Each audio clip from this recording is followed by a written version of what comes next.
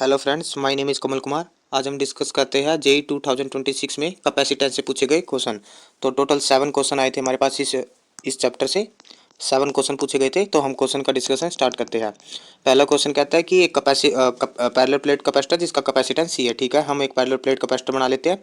इसका कैपेसिटेंस कितना बता रहा है? सी है, जिसकी वैल्यू हम कैसे निकालते हैं? ए एप्सिलॉन नॉट अपॉन में डी, और डी यहाँ पे क्या होता है? Distance between two parallel plate capacitor, और ए क्या होता है? Area of parallel plate capacitor. ठीक है, तो इसके बाद कहता है कि इसके बीच में एक शीट इंट्रोड्यूस की जाती है जिसकी जो थिकनेस है वो कितनी बता रहा है? 1/3 ऑफ सेपरेशन। ठीक है, एक ये कैपेसिटर था ना, इसी के अंदर एक शीट इंट्रोड्यूस की जाती है जिसकी थिकनेस कितनी बता रहा है? स्मॉल टी से लिख रहा हूँ। इसकी थिकनेस बता रहा है जितनी सेपरेशन है उसकी 1/3, तो D/3 इसकी क्या हो जाएगी? थिकनेस हो जाएगी। इसके बाद क्या कहता है? इसकी परमिटिविटी के है, तो ये जो शीट इंट्रोड्यूस की गई है इसकी परमिटिविटी के बोला है। इसी को डाइलेक्ट्रिक कांस्टेंट बोलते हैं। इसके बाद कहता है कि बताओ न्यू कैपेसिटेंस क्या होगा। मतलब अब ये जो नया अरेंजमेंट हुआ है जिसके अंदर कैपेसिटर के अंदर एक डाइलेक्ट्रिक मीडियम फिल कर दिया, तो इसका जो कैपेसिटेंस है वो पूछा सी डैश। तो जब इसका क्या तरीका होता है? हमारे पास फॉर्मूला होता है, जब भी कोई कैपेसिटर के अंदर कोई डाइलेक्ट्रिक मीडियम फिलअप कर देते हैं तो टी थिकनेस का डाइलेक्ट्रिक मीडियम फिलअप कर देते हैं, तो इसका फार्मूला क्या होता है हमारे पास में? ए एप्सिलॉन नॉट डिवाइड बाई में डी माइनस का टी, और इसके बाद क्या होता है? प्लस में टी बाई में के, है ना। ये फार्मूला था हमारे पास में। तो बस अब तो वैल्यू ही पुट करनी है, तो ये हो जाएगा ए epsilon not divide by D minus thickness कितनी है इसकी? D/3, प्लस में थिकनेस कितनी है इसकी? टी की वैल्यू पुट करो D/3, और ये क्या हो जाएगा? के। तो यहाँ से दिख रहा है हमें डी में से D/3 गया तो कितना हो गया? 2D/3 हो गया। तो ये हो जाएगा ए एप्सिलॉन नॉट, ये अपने पास हो जाएगा 2D/3 प्लस में D/3 के। ओके, तो यहाँ से अब मैं क्या करता हूँ, अपने पास में D/3 कॉमन आ गया। ठीक है, तो A epsilon not as it is, नीचे से मैं क्या करता हूँ? D/3 कॉमन ले लेता हूँ। नीचे क्या हो गया? यहाँ पे क्या बच गया? 2, और यहाँ पे कितना बच गया अपने पास? 1/k। ओके, तो थोड़ा सा और रीअरेंज करना पड़ेगा अपने को। ये जो 3 है ये सबसे ऊपर चला गया, और यहाँ पे एलसीएम क्या हो गया अपने पास में? के एलसीएम आ जाएगा। ठीक है, तो मैं ऊपर ले जाता हूँ इसको। 3 ए epsilon not divide by D into में अंदर देखो एलसीएम आएगा, ये 2 को के से मल्टीप्लाई करेंगे तो कितना हो जाएगा? 2k + 1, और डिवाइड बाई जो ये के होएगा ना नीचे, ये सबसे क्या चला जाएगा? ऊपर। तो फाइनल आंसर हमारे पास क्या दिखाई दे रहा है? 3 ए एप्सिलॉन नॉट के अपॉन में डी इंटू 2k + 1। तो कोई दिखाई दे रहा है क्या आंसर? नहीं। तो एक काम करते हैं, देखो यहाँ पे इन्होंने क्या कर रखा है, जो ओरिजिनल कैपेसिटेंस की टर्म में आंसर दे रखा है। देखो सी क्या है? Original capacitance. तो ओरिजिनल कैपेसिटेंस कैसे निकालते थे? ए एप्सिलॉन नॉट अपॉन डी। तो यहाँ से हम क्या करेंगे? ए, ये रहा ए अपने पास में, ये रहा एप्सिलॉन नॉट, और ये रहा डी। तो इसकी जगह हम क्या पुट कर देंगे? Capacitance of old capacitor. तो ये हो जाएगा 3k एज इट इज, और ये हो जाएगा सी। ठीक है, ए एप्सिलॉन नॉट अपॉन में डी, मतलब सी की वैल्यू क्या है? ए एप्सिलॉन नॉट, पुराना कैपेसिटर का कैपेसिटेंस जिस जब कोई मीडियम फिल नहीं था कैसे निकालते थे? ऐसे निकालते थे ना। तो बस अपॉन में यहाँ पे क्या हो जाएगा? 2k + 1। This is the final answer. तो ऑप्शन नंबर कौन सा हो जाएगा हमारे पास में? Option number is 3 is the right. Question number 2 में देखो क्या कह रहा है, एक सर्किट डायग्राम दे रखा आपको, और इसके अंदर कह रहा है कि चार्ज स्टोर बाय कैपेसिटर बताना है कि कैपेसिटर कितना चार्ज स्टोर कर रहा है। कब बता रहा है? कब करना है? स्टेडी स्टेट में। ठीक है, तो ये सर्किट डायग्राम दे रखा है। तुम्हें ये पता जरूर होना चाहिए कि स्टेडी स्टेट के अंदर जब भी सर्किट के अंदर अपने पास में कोई कैपेसिटर आ जाए तो इस कैपेसिटर को हम क्या कर देते हैं? ओपन सर्किट कर देते हैं। ठीक है, इस कैपेसिटर को हटा देते हैं हम। ओपन सर्किट की तरह ट्रीट होता है ये। ठीक है, कोई करंट इसमें फ्लो नहीं करेगा। और अगर इस सर्किट को देखें तो इस सर्किट के साथ में एक डायोड लगा हुआ है और एक ये डायोड लगा हुआ है। तो ये डायोड देखो, ये डायोड जो है अपने पास में रिवर्स बाइस में लगा हुआ है ना, इसका एन साइड है वो बैटरी के पॉजिटिव से जुड़ा हुआ है। तो जब रिवर्स बाइस में कोई डायोड हमारे पास होता है, रिवर्स बाइस के अंदर कोई डायोड होता है, तो वो कैसे ट्रीट करते हैं? As a open circuit. ठीक है, ओपन सर्किट। तो इस डायोड को भी हम हमारे सर्किट में से क्या है? उड़ा देंगे। ठीक है, तो हमारे पास जो रिमेनिंग सर्किट बच जाएगा, और जो नीचे वाला डायोड है वो हमारे पास में फॉरवर्ड बायस है। तो फॉरवर्ड बायस में है, और कोई भी आइडियल डायोड जब हम लेते हैं तो उसका जो पोटेंशियल ड्रॉप लेते हैं वो अप्रोक्सीमेटली क्या लेते हैं? यूनिटी लेते हैं। मतलब कोई इफेक्ट, कोई पोटेंशियल ड्रॉप होता ही नहीं है। मतलब इसका रजिस्टेंस जो टाइप ये डायोड है, इसका जो रजिस्टेंस है नेग्लिजिबल लेते हैं। ओके, तो मेरे पास में कुल मिला के जो डायग्राम शॉर्ट ये बन गया, तो यहाँ से मैंने कैपेसिटर को हटा दिया। तो कैपेसिटर को अगर मैंने हटाया होगा तो कुछ ना कुछ पोटेंशियल तो स्टेडी स्टेट में है ना, तो कैपेसिटर का मतलब ये फुल्ली चार्ज हो गया होगा। तो फुल्ली चार्ज हुआ होगा कैपेसिटर, तो एक फुल पोटेंशियल आया होगा। ठीक है, तो वो पोटेंशियल ड्रॉप कितना है? Vc। ठीक है, इसका ये मतलब होता है कि हटा नहीं देना, उस वो कैपेसिटर फुल्ली चार्ज हो चुका है और फुल्ली पोटेंशियल डेवलप हो चुका है उस कैपेसिटर के अबाउट। ठीक है, तो वो कितना डेवलप हो गया? पोटेंशियल डिफरेंस कितना हो गया? Vc। ठीक है, और नीचे ये 4 ओम का क्या लगा रखा है इन्होंने, रजिस्टेंस। ओके, और यहाँ पे एक ये 1 ओम का रजिस्टेंस लगा रखा है, ठीक है। और ये बैटरी कितने की है, ये 2.5 वोल्ट की है। तो ये कह रहा है कि इस कैपेसिटर के ऊपर चार्ज कितना आया। तो चार्ज कैसे बताएंगे भाई कैपेसिटर के ऊपर, क्यू बराबर कितना होता है, सी इंटू में वी।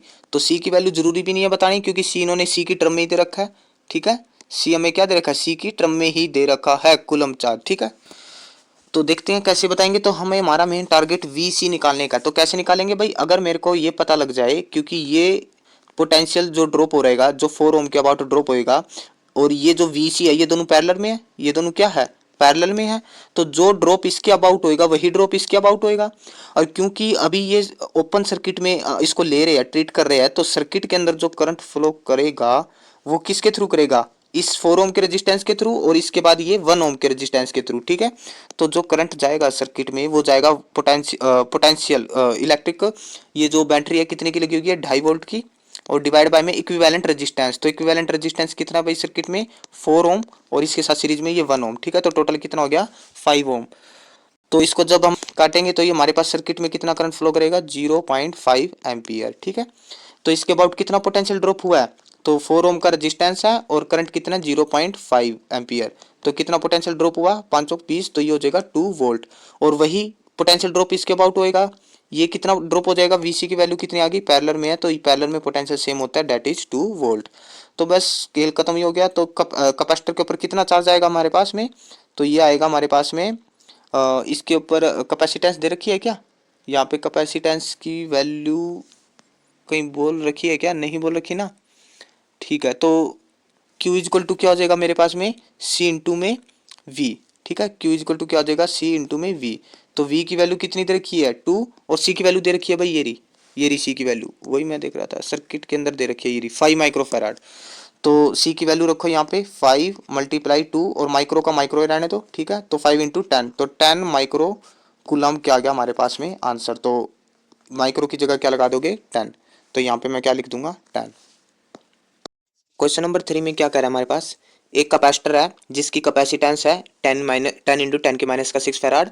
उसको फुली चार्ज किया जाता है, ठीक है, फुली चार्ज किया जाता है 6 वोल्ट की बैटरी से, पोटेंशियल डिफरेंस से। उसके बाद इसको डिसकनेक्ट कर दिया जाता है बैटरी से, और उसके बाद इसी कैपेसिटर को कनेक्ट कर दिया जाता है एक अनदर कैपेसिटर से, ठीक है, जिसके ऊपर चार्ज कैपिटल क्यू है और जिसकी कैपेसिटेंस कितनी है 20 इंटू 10 के माइनस का 6। तो इसके बाद कहता है कि इक्विलिब्रियम जब स्टैब्लिश हो जाएगा, क्योंकि चार्ज का आदान प्रदान तो होएगा, तो कह रहा है कि इक्विलिब्रियम, ये जो चार्ज जितना इसके ऊपर आया है अल्फा इंटू 10 के माइनस का 5 कूलम आया है। तो तुमसे अल्फा की वैल्यू पूछ रहा है, ठीक है, मैं समझाता हूँ कैसे क्या कह रहा है ये कह रहा है कि इनिशियल कोई कैपेसिटर था अपने पास में, ओके, और ये किसी बैटरी से जुड़ा हुआ था। तो बैटरी कितनी कितनी बैटरी से जुड़ा हुआ था, 6 वोल्ट की पोटेंशियल से, ओके। और इसकी जो कैपेसिटेंस की वैल्यू है वो कितनी दे रखी है यहाँ पे, 10 इंटू 10 की माइनस का 6 फैराड। उसके बाद में अच्छा, ये बैटरी क्या करेगी, इस कैपेसिटर के ऊपर चार्ज इंट्रोड्यूस करेगी कितना, Q equal to C into में V, है ना। तो C क्या है, कैपेसिटेंस, और वोल्टेज जो हमने अप्लाई किया, तो इसके ऊपर चार्ज आएगा Q। इसको फिर है ना इसमें से बैटरी हटा देते हैं, और फिर जो भी इसके ऊपर चार्ज आएगा Q, तो इसके बाद में एक ऐसे कैपेसिटर से इसके जोड़ इसको है ना दूसरे किसी, ये करें ना कनेक्टेड अक्रॉस अनदर कैपेसिटर, ये दूसरे कैपेसिटर को इसके साथ क्या है जोड़ देते हैं। तो अब ये कह रहा है कि दूसरे कैपेसिटर के ऊपर सपोज करो इसके ऊपर पहले Q1 चार्ज था, तो दूसरे के ऊपर जो Q चार्ज है वो पूछ रहा है। अच्छा ये ठीक है, दूसरे का कैपेसिटेंस कितना दे रखा है, इस दूसरे कैपेसिटर का कैपेसिटेंस 20 इंटू 10 की माइनस का 6 फैराड, है ना। तो देखो यहाँ से चार्ज आएगा, ये क्या आएगा, यहाँ पे चार्ज आएगा। चार्ज क्यों आएगा, तुम्हें पता भाई पोटेंशियल डिफरेंस है, इसके ऊपर इनिशियली कैपेसिटर के ऊपर कोई चार्ज नहीं था, क्यों, बस इसकी कैपेसिटेंस बता रखी है भाई, इसकी इतनी कैपेसिटी है चार्ज गेन करने की। तो तुम्हें पता है कि इसके ऊपर चार्ज आएगा। चार्ज कब तक आएगा, जब तक कि दोनों का पोटेंशियल क्या ना हो जाए, सेम ना हो जाए, मतलब दोनों के अबाउट जो पोटेंशियल है इक्वल ना हो जाए, तब तक चार्ज जो आपका ट्रांसफर होता है। हमें पता है ना इस बात का कि चार्ज अगर किसी एक बॉडी पे चार्ज है और किसी दूसरे कंडक्टर के साथ इसको अटैच करें, तो चार्ज क्या हो जाता है, रीडिस्ट्रीब्यूट हो जाता है। और कब तक होएगा, जब तक कि दोनों पे पोटेंशियल सेम ना हो जाए ना। तो यही फंडा हम यहाँ पे लगाएंगे। तो यहाँ पे देखो ध्यान से, यहाँ पे क्या होगा अपने पास में, जो चार्ज पहले था वही चार्ज क्या होगा हमारे पास में बाद में, ठीक है। तो पहले चार्ज कितना था इस पे, इस कैपेसिटर पे चार्ज, तो कैसे निकाला था, Q इक्वल टू CV।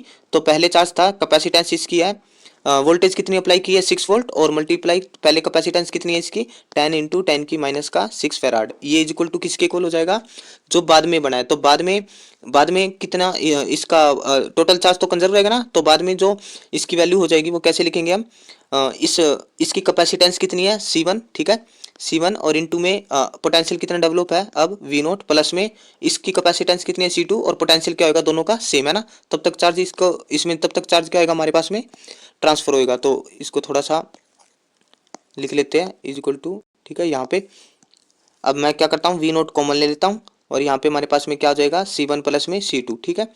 तो इसकी कैपेसिटेंस कितनी है 10 इंटू 10 की माइनस का 6, और इसकी 20 माइक्रोफेराड, तो मतलब दोनों की ऐड करेंगे तो कितनी हो जाएगी 60, 10 प्लस 20 30, तो ये हो जाएगा 30 माइक्रोफेराड।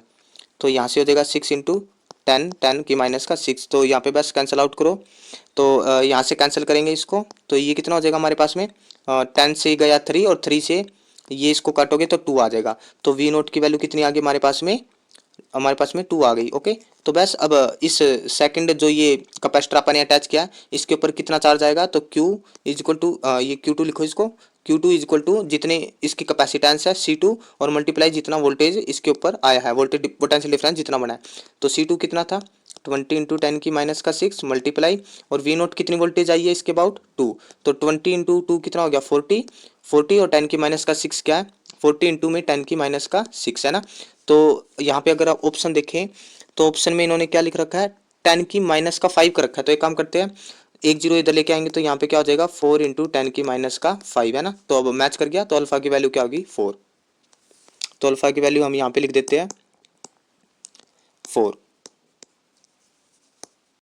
क्वेश्चन नंबर 4 में देखो आपको क्या दे रखा है, space between parallel plate capacitor, okay parallel plate capacitor दे रखा है और उसको फिल कर रखा है किससे, डाइलेक्ट्रिक, 3 डाइलेक्ट्रिक स्लैब से फिलअप कर रखा है, जिसमें डाइलेक्ट्रिक कांस्टेंट दे रखा है आपको K1 K2 और K3 की वैल्यू दे रखी है, और आपसे पूछा जा रहा है कि न्यू कैपेसिटेंस अगर n/3 C है तो n की वैल्यू बताओ, ठीक है। तो देखो ये पॉपुलर क्वेश्चन है, आता ही आता है, हर बार आता है, जिसके अंदर डाइलेक्ट्रिक मीडियम कुछ इस टाइप से फिल कर देता है। मैं इसको बना रहा हूँ एक बार, तो ये आपको दे रखा है K1 डाइलेक्ट्रिक दे रखा है, ठीक है, और इसके बाद में इस साइड में क्या लगा रखा है ये K3, और इस साइड में ये क्या दे रखा है K2, और इसके बाद में ये पैरेलल प्लेट कैपेसिटर को आगे नेगेटिव और पॉजिटिव टर्मिनल से जोड़ रखा है, ठीक है। तो यहाँ पे हमारे पास में देखो इसको ये जो डिस्टेंस है वो कितनी दे रखी है D/2, और ये भी D/2, तो टोटल डिस्टेंस है ना D है, और ये बिल्कुल इक्वल इक्वल पार्ट में डिवाइड कर रखा है, और इनका जो एरिया है वो भी कितना दे रखा है A/2 और A/2। इसको देखो करने का आसान तरीका पता है क्या है, एक काम करते हैं, जो ये K1 डाइलेक्ट्रिक है ना, K1 डाइलेक्ट्रिक इसको बीच में से ऐसे ब्रेक कर लेते हैं आप, ठीक है। तो अगर ऊपर वाले का K1 डाइलेक्ट्रिक है तो डाइलेक्ट्रिक तो सेम ही रहेगा, ठीक है। तो इसका एरिया भी कितना हो जाएगा, अब इसका एरिया भी हो गया A/2, और इसका एरिया भी कितना हो गया A/2, ओके। तो देखो अब ये कैसे करेंगे हम, अब यहाँ पे हमें दिख रहा है कि अगर इस K1 डाइलेक्ट्रिक की अगर हमें कैपेसिटेंस निकालनी है, क्योंकि क्वेश्चन तो यही है ना, न्यू कैपेसिटेंस निकालना है, तो कैपेसिटेंस कैसे निकालते हैं आप, नॉर्मल क्या तरीका होता है K इंटू में एरिया एप्सिलॉन नॉट अपॉन में D, यही होता है ना कैपेसिटेंस का फॉर्मूला। तो ये देखो एक कैपेसिटर की तरह बिहेव कर रहा है, जिसके अंदर कितना कैपेसिटी डाइलेक्ट्रिक फिल कर रखा है K1, तो C1 जो कैपेसिटेंस निकालेंगे इसके लिए वो हम क्या निकालेंगे, वो इज इक्वल टू हो जाएगा K इंटू में एरिया, इसका एरिया कितना है A/2 epsilon not divide by में D, डिस्टेंस कितनी है ये D/2 ही है ना, D/2, तो D/2, ओके। तो 2 से 2 कैंसिल हो गया, ये डाइलेक्ट्रिक कितना है K1, तो ये कितना हो जाएगा K1 A epsilon not upon में स्मॉल d, ओके। इसका निकालते हैं, तो इसका कैसे निकलेगा कैपेसिटेंस, इसको C3 लिख देता हूं मैं, तो ये भी सेम ऐसे निकलेगा K3 डाइलेक्ट्रिक कांस्टेंट कितना है इसका K3, और इनटू में एरिया कितना है इसका A/2 epsilon not divide by में D/2, क्योंकि डिस्टेंस कितनी दे रखी है इसकी D/2, तो 2 से 2 कैंसिल, तो यही आ गया ना हमारे पास में K3 A epsilon not upon में D, ठीक है। तो सेम ऐसे इसका इसका कैपेसिटेंस क्या हो जाएगा C2 कैसे निकलेंगे हम, कैसे निकालेंगे, तो ये हो जाएगा हमारे पास में K2 A epsilon not upon में D, ठीक है, और ठीक ऐसे इसका भी हो जाएगा। तो एक काम करता हूँ, सभी में ये एप्सिलॉन नॉट D है ना कॉमन आ रहा है अपने पास में, ठीक है, और असल में एक काम करते हैं A epsilon not upon D को है ना C रिप्लेस कर देते हैं, ठीक है।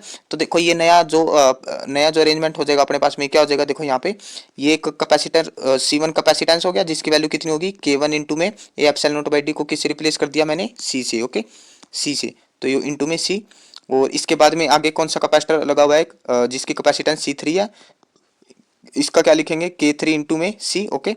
और नीचे ये क्या हो जाएगा again C1 is equal to हो जाएगा K1 इंटू में C, और एक दूसरा ये हो जाएगा हमारे पास में C2 कैपेसिटेंस, ये जिसका डाइलेक्ट्रिक कितना है K2 इंटू में C। तो बस अब यहाँ पे सोल्व हो गया हमारे पास में। इक्विवेलेंट कैसे निकालेंगे, ये दोनों किसके अंदर है, ये वाला और ये वाला दोनों सीरीज में है, तो सीरीज में कैसे निकालते हैं आपा। तो अच्छा यहाँ पे वैल्यू पुट कर दे क्या, तो K1 की वैल्यू क्या है यहाँ पे, K1 की वैल्यू तुम्हें क्या दे रखी है, यहाँ पे हम वैल्यू पुट कर देते हैं। तो क्वेश्चन से देखो K1 की वैल्यू क्या दे रखी है 2, तो ये हो जाएगा 2C, और यहाँ पे C3 में K3 की वैल्यू कितनी दे रखी है 5, तो ये हो जाएगा 5C, ये अगेन 2C हो गया, और यहाँ पे K2 की वैल्यू कितनी है 3, तो ये हो गया 3C। तो बस अब तो सोल्व ही हो गया। तो C इक्विवेलेंट कैसे निकालेंगे आप, तो सबसे पहले C इक्विवेलेंट ऊपर वाले का देखो, ऊपर वाले दोनों किस में है, सीरीज में है, तो किस तरीके से जुड़ेंगे, ये पैरेलल की तरह, और ये नीचे वाले भी दो सीरीज है तो पैरेलल की तरह, तो ऊपर वालों और ये फिर ये दोनों किस में हो जाएंगे। चलो पहले ऊपर वाला कर लेते हैं हम। ऊपर वाला देखो, ऊपर वाले का जो इक्विवेलेंट आएगा, तो दोनों सीरीज में तो पैरेलल की तरह जुड़ते हैं, तो इनका जो इक्विवेलेंट बनेगा हमारे पास में 10C/7 बन जाएगा। ओके 10C/7, और नीचे वाले का इक्विवेलेंट कितना हो जाएगा, ये हो जाएगा ऊपर की मल्टीप्लाई और डिवाइड बाय नीचे का सम, तो 3 2 जा 6 और डिवाइड बाय नीचे का सम कितना हो जाएगा 3 और 2 5। ओके सी, और अब ये दोनों किस में जुड़ जाएंगे, पैरेलल में। तो पैरेलल में जब कैपेसिटर होते हैं तो कैपेसिटेंस उस सीरीज की तरह जुड़ता है ना, simple C1 plus C dash plus में C करके ना, सिंपल ही जुड़ता है जब पैरेलल में होता है, सिंपल जुड़ते हैं। तो जब इनको हम जोड़ेंगे तो हमारे पास में कितना आ जाएगा, ये हो जाएगा 92/35C। ठीक है, मतलब ये जो 10/7C और प्लस में जब ये करेंगे ना 10/7C प्लस में 6/5C, इसको जोड़ेंगे तो 92/35 आएगा।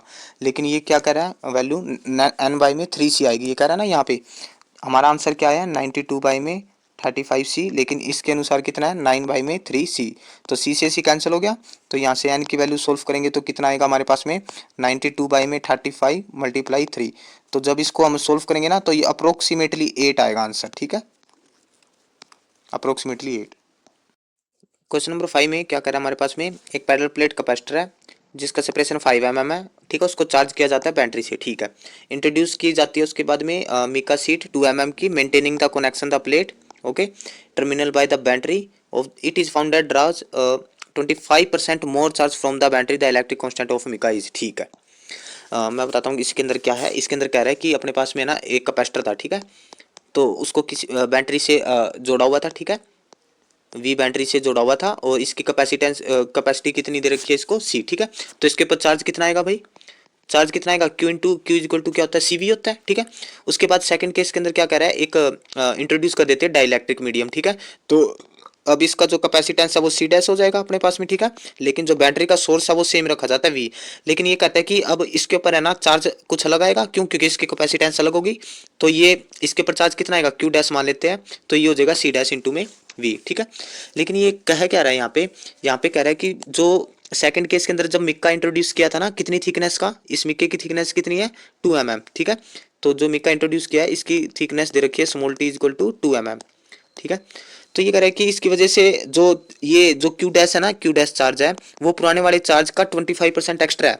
तो 25% का मतलब क्या होता है अपने पास में, 25% को इसको परसेंट को हटा के जब 100 करेंगे तो मेरे पास कितना हो जाएगा, ये 1/4 है ना। तो 25% एक्स्ट्रा, तो 25% एक्स्ट्रा किसका किसका 25, जो पुराने वाला चार्ज था, ये तो कितना हो जाएगा Q प्लस में 25% मतलब 1/4, तो ये हो जाएगा Q/4, तो ये हो जाएगा 5Q/4 है ना। तो बस अब पूछ क्या रहा है कि डाइलेक्ट्रिक कांस्टेंट ऑफ मिका क्या होगा। ठीक है, डाइलेक्ट्रिक कांस्टेंट पूछ रहा है। तो देखो एक बात बताओ, Q को क्या लिखेंगे हम C डैश इंटू में V, और C कैसे लिखते हैं आप, C लिखते हैं सर हम C डैश जब कोई इंट्रोड्यूस कर देते हैं डाइलेक्ट्रिक मीडियम, तो ये होता है A एप्सिलॉन नॉट अपॉन में D माइनस का T प्लस में T/K। अभी एक न्यूमेरिकल किया ना इसके ऊपर, और सिंपली अगर कोई डाइलेक्ट्रिक मीडियम ना हो तब क्या होगा A एप्सिलॉन नॉट अपॉन में D। तो बस यहाँ पे आप वैल्यू पुट कर दो, तो दोनों साइड से Q इक्वल टू क्या है CV, तो ये हो जाएगा C dash V is equal to 5/4 into में C इंटू में V। ठीक है, तो यहाँ से V से भी कैंसिल हो गया, तो C डैश की वैल्यू रखो यहाँ पे, C डैश की वैल्यू हो जाएगी A एप्सिलॉन नॉट अपॉन में D माइनस का T प्लस में T/K। ये K की वैल्यू तो पूछ रहा है, मिक्का की थिकनेस कितनी है, तो ये हो जाएगा 5/4, और यहाँ पे C की वैल्यू क्या रखोगे, पुराने वाला का कैपेसिटेंस कितना है A एप्सिलॉन नॉट अपॉन में D। ठीक है, तो यहाँ से एप्सिलॉन नॉट से एप्सिलॉन नॉट क्या हो जाएगा, कैंसिल हो जाएगा हमारे पास में। ठीक है, तो इसके बाद देखो यहाँ पे क्या हो रहा है, इसको थोड़ा सा रीअरेंज करो, तो ये 4D जो है इधर चला जाएगा अपने पास में, तो 4D इज इक्वल टू ये इधर जाके इससे मल्टीप्लाई हो जाएगा, नीचे वाला 5D माइनस का 5T प्लस में 5 स्मॉल t अपॉन में K। ओके, तो यहाँ से देखो अपने पास में जो ये 5D है, ये जो माइनस का 5T है इसको रीअरेंज करो, तो यहाँ से माइनस का 5T इधर आके क्या हो जाएगा, प्लस का 5T हो जाएगा ना। ठीक है, प्लस का 5t और ये हो जाएगा माइनस का 5t अपॉन में k इज इक्वल टू 5, ये 4d उधर चला जाएगा तो 4d में से 5d गया तो कितना बच गया हमारे पास में d। ठीक है, तो यहाँ से मेरे हिसाब से मैं क्या कर लेता हूँ 5t कॉमन ले लेता हूँ तो अंदर बच गया 1 माइनस का 1/k is equal to d। ठीक है, अब ध्यान से देखो यहाँ पे, अब t थिकनेस कितनी दे रखी है मिक्का की थिकनेस, ये दे रखी है ना 2 mm, तो 2 mm तो m, ठीक है 2 mm है ना, इसको मिली में मत चेंज करो एक बार, 1 माइनस का 1/k is equal to d।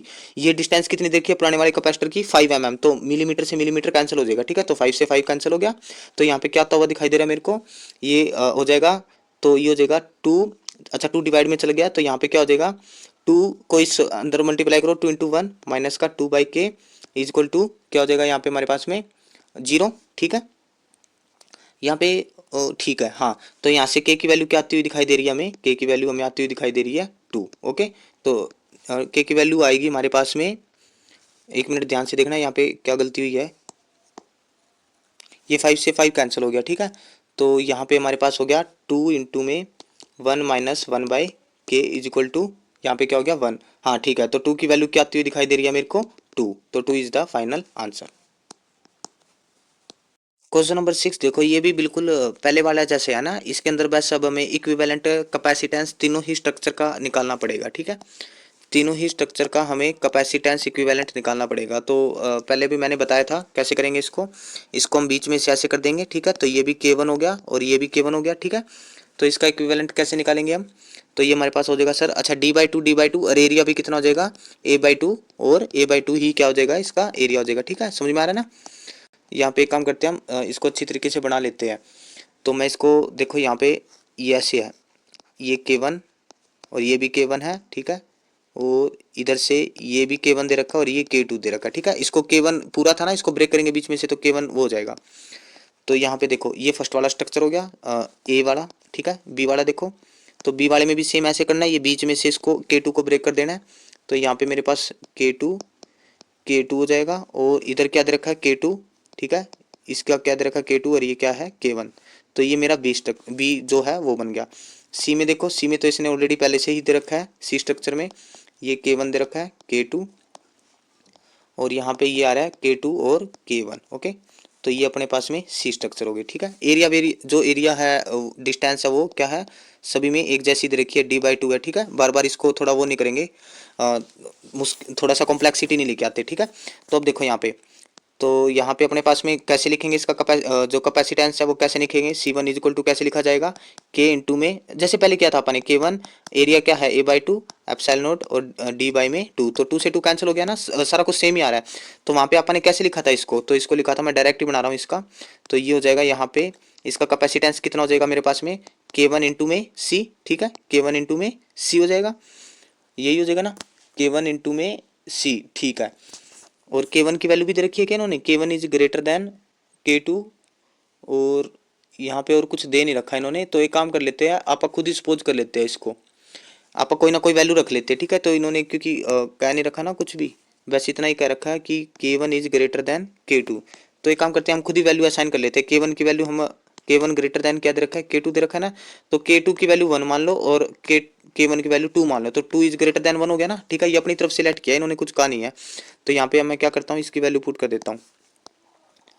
तो यहाँ पे वैल्यू क्या हो जाएगी मेरे पास में K1 इंटू में ये C1 की वैल्यू क्या हो जाएगी यहाँ पे K1 इंटू 2, तो ये हो जाएगा 2C। ओके, और K2 इंटू में C, तो ये हो जाएगा ओनली C डिवाइड बाई में, और नीचे डिवाइड नहीं नीचे, तो ये हो जाएगा K1C, तो K1 की वैल्यू कितनी है 2C, और यहाँ पे क्या हो जाएगा ओनली C। ठीक है, K1 की वैल्यू क्या नहीं, K1 की वैल्यू क्या मानी है 2C। ठीक है, K1 है ना यहाँ पे, तो K1 इंटू C।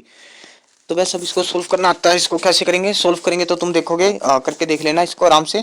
तो इसका जो सोल्व करोगे तो तुम्हारे पास में 10/3 जो है कैपेसिटेंस की वैल्यू निकल के आएगी इस ए स्ट्रक्चर की। ठीक है, ए स्ट्रक्चर की ये वैल्यू निकल के आएगी। ठीक वैसे तुम सी बी करोगे तो सी बी की जो वैल्यू निकल के आएगी तुम्हारे पास में 7C/3 निकल के आएगी। ठीक है, ऐसे बिल्कुल सेम ऐसे करना है। ठीक है, सेम ऐसे ही करना है। और यहाँ पे इसके बाद में जब तुम ये C3 की निकालोगे, ये जो सी स्ट्रक्चर की निकालोगे C तो इसकी जो वैल्यू आएगी तुम्हारे पास में वो आएगी 8/3C। ठीक है, तो क्लियरली दिख रहा है कि कौन सा पैटर्न फॉलो हो रहा है हमारे पास में भाई, कौन सा पैटर्न फॉलो होएगा, CA greater than CC greater than CB। Okay, तो फाइनल आंसर इसका क्या हो जाएगा, कौन सा आंसर दिखाई दे रहा हमें, CA greater than CC, fourth is the right answer. देखो last and final question number 7 statement का था ये क्वेश्चन। तो इसके अंदर फर्स्ट ऑप्शन क्या कहता है कि effective capacitance of series combination of capacitor is always smaller than the smallest capacitance of capacitor in combination. Okay, ये कह रहा है कि आप है ना एक बार दो कैपेसिटर मान लो, ठीक है, मैंने मान लिया दो कैपेसिटर है, ठीक है, एक कैपेसिटर क्या ले लिया 2 फैराड का और एक ले लिया 4 फैराड का। क्यों? क्योंकि ये कह रहा है कि जो इसका जो इफेक्टिव कैपेसिटेंस आएगा, तो इनका इफेक्टिव कैपेसिटेंस क्या आएगा भाई, दोनों सीरीज में है तो कैसे निकालोगे, इफेक्टिव दोनों की मल्टीप्लाई, तो 4 2 जा 8 और दोनों का सम, तो 4 और 2 कितना हो गया 6, ठीक है, तो इसको काटोगे तो कितना हो जाएगा 2 4 जाए 2/3, ठीक है, तो मतलब ये कितना 1.33 फैराड, ठीक है।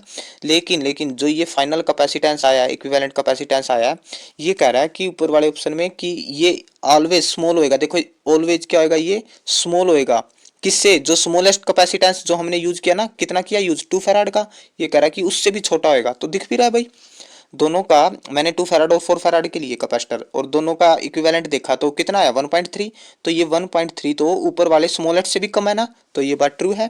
पहला ऑप्शन हमारा क्या हो जाएगा, ट्रू हो जाएगा पहला, ठीक है।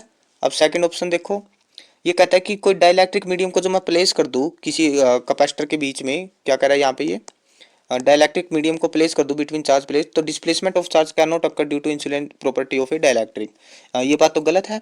गलत कैसे है भाई ये बात, देखो ये कह रहा है कि जो डाइलेक्ट्रिक मीडियम होता है अपने पास में, कोई भी डाइलेक्ट्रिक होता है उसकी तो प्रॉपर्टी ही यही होती है। डाइलेक्ट्रिक किसको बोलते हैं, ये एक इंसुलेटर होता है जिसके अंदर जब इलेक्ट्रिक फील्ड अप्लाई करते हैं तो जो इसके अंदर चार्ज होते हैं ना, वो चार्ज क्या है, मूवमेंट करके इसकी सरफेस पे आ जाते हैं, लेकिन सरफेस से बाहर नहीं जाएंगे। लेकिन ये कह रहा है कि चार्ज तो डिस्प्लेस होते नहीं है, ये क्या कह रहा है हमारे पास यहाँ पे कि चार्ज तो डिस्प्लेस जो है हमारे पास नहीं होते, लेकिन चार्ज डिस्प्लेस होते हैं, तो ये बात गलत है ना, ये बात गलत है। तो नेक्स्ट ऑप्शन देखो ए और बी ठीक है, तो ए और बी ऑप्शन में है क्या कहीं पे, ए और बी इसके अंदर नहीं है, ए बी इसके अंदर है, सी डी नहीं है, और इसके अंदर ए बी भी नहीं, रुको एक मिनट, अच्छा बी गलत है, सॉरी बी तो गलत ही है ना, बी तो गलत ही है, तो ये कह रहा है कि सी सही है, ये गलत हो जाएगा ऑप्शन, ये सब ऑप्शन गलत हो जाएगा, तो ये थर्ड और फोर्थ रहेगी, ठीक है। तो एक बार हम थर्ड और देख लेते हैं। देखो सी ऑप्शन देखो क्या कह रहा है, सी ऑप्शन के अंदर, अच्छा इसके अंदर देखो ए भी नहीं है, इसके अंदर ए भी नहीं है, तो फोर्थ ऑप्शन दिखाई दे ही रहा है हमें, फोर्थ ऑप्शन, ठीक है, लेकिन फिर भी देख लेते हैं बाकी ऑप्शन भी। इसके अंदर क्या कह रहा है अपने पास में सी ऑप्शन में कि जो कैपेसिटर है किसी भी प्लेट का होता है जो कैपेसिटर, उसके पास है, अगर मैं थिकनेस को डिक्रीज कर दूं तो डाइलेक्ट कैपेसिटेंस उस increase area of capacitor decrease thickness, dielectric is an alternate method to increase the capacitance, ठीक है। ये क्या कर रहा है, हमें पता है कि जो कैपेसिटेंस होता है वो क्या होता है ए एप्सिलॉन नॉट बाई में डी, ओके। तो यहाँ से तुम अगर एरिया बढ़ाओगे तब भी कैपेसिटेंस बढ़ेगी, और अगर थिकनेस घटा ये थिकनेस को अगर तुम डिक्रीज करोगे, ये लिख रखा है ना, थिकनेस को डिक्रीज करेंगे तब भी कैपेसिटेंस बढ़ेगी। तो सी ऑप्शन भी हमारे पास ठीक है, ठीक है।